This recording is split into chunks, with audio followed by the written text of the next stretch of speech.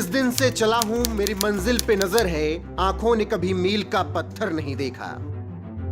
बसीर बद्र साहब की लिखी ये पंक्तियां जम्मू कश्मीर के 3 भाई बहनों की सफलता की कहानी बयां करते हैं। क्योंकि इन भाई बहनों ने जिस दिन से मंजिल पाने के लिए मेहनत करनी शुरू की, उस दिन से इन्होंने मील का पत्थर नहीं देखा।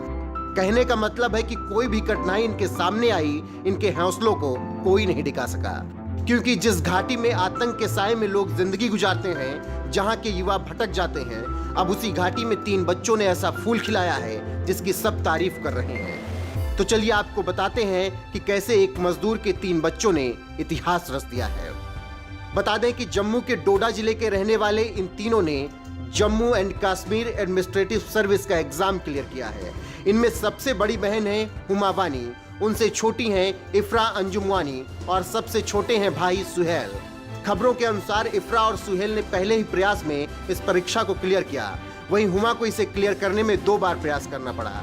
खास बात यह है कि इन तीनों की रैंक 150 के अंदर है। इससे भी खास बात यह है कि ये तीनों भाई बहन अपने परिवार में पहले ऐसे हैं जिनकी सरकारी नौकरी लगी है। हालांकि ये सफलता पाने के लिए इन सभी को कड़ी मेहनत करनी पड़ी और तमाम कठिनाइयों से गुजरना पड़ा। इंडियन एक्सप्रेस के अरुण शर्मा की रिपोर्ट के अनुसार ऐसा अनोखा कमाल करने वाले ये तीनों भाई बहन जम्मू के डोडा जिले के रहने वाले हैं। इन तीनों ने Jammu and Kashmir administrative service का एग्जाम क्लियर किया है। इनमें सबसे बड़ी बहन है हुमा वानी, उनसे छोटी हैं इफ्रा अंजुम वानी और भाई हैं सुहेल। रिपोर्ट के मुताबिक इफ्रा और सुहेल ने शानदार तरीके से तैयारी की और भाई को भी प्रेरित किया। वहीं हुमा को इसे क्लियर करने में 2 बार का प्रयास जरूर करना पड़ा। हालांकि इनके पिता मुनीर अहमद वानी मजदूरी कॉन्ट्रैक्टर रहे, लेकिन उन्होंने बच्चों की पढ़ाई कभी नहीं रोकी।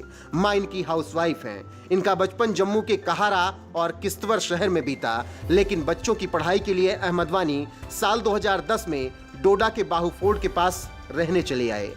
ये एक अस्थायी कॉलोनी है जो सड़क से 5 किलोमीटर दूर है। यहाँ इनके घर में 3 कमरे हैं जिसमें 5 लोगों का परिवार रहता है। ऐसे में मेहमानों के आने पर संख्या और ज्यादा बढ़ जाती थी और मेहमानों का आना जाना हमेशा लगा ही रहता। सर्दियों में घर में 10 से 12 लोग और गर्मियों में 6 से 8 लोग रहते।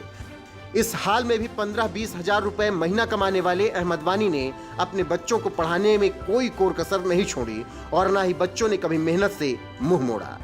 इफ्रा बताती हैं, हमारे पास कोई मोबाइल नहीं था, हर विषय में केवल एक किताब होती थी, तीनों उसी से पढ़ते थे।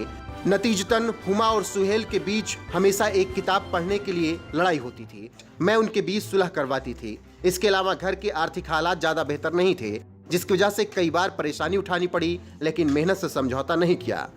वहीं हुमा कहती हैं, क्या पढ़ना है और कैसे पढ़ना है इस बारे में कोई आइडिया नहीं था। सुहेल पुलिस सेवा में शामिल होना चाहते हैं क्योंकि उसका कहना है कि पुलिस की नौकरी में शक्ति और जिम्मेदारी दोनों आती है। उनकी सोच है कि वो जम्मू कश्मीर में ड्रग्स के खतरे के खिलाफ काम करें। हम दोनों बहनें एडमिनिस्ट्रेटिव सर्विस में शामिल होना चाहती हैं और समाज के पिछड़े लोगों के लिए कुछ अच्छा काम करना चाहती हैं।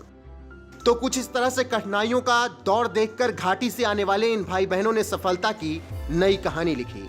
ऐसे में इन भाई बहनों की कठिन तपस्या और उसके बाद मिली सफलता पर बस यही कहना है, टूटने लगे हौसले तो ये याद रखना, बिना मेहनत के तख्तो-ताज नहीं मिलते। ढूंढ लेते हैं अंधेरों में मंजिल अपनी, क्योंकि जुगनू कभी रोशनी के मोहताज नहीं होते।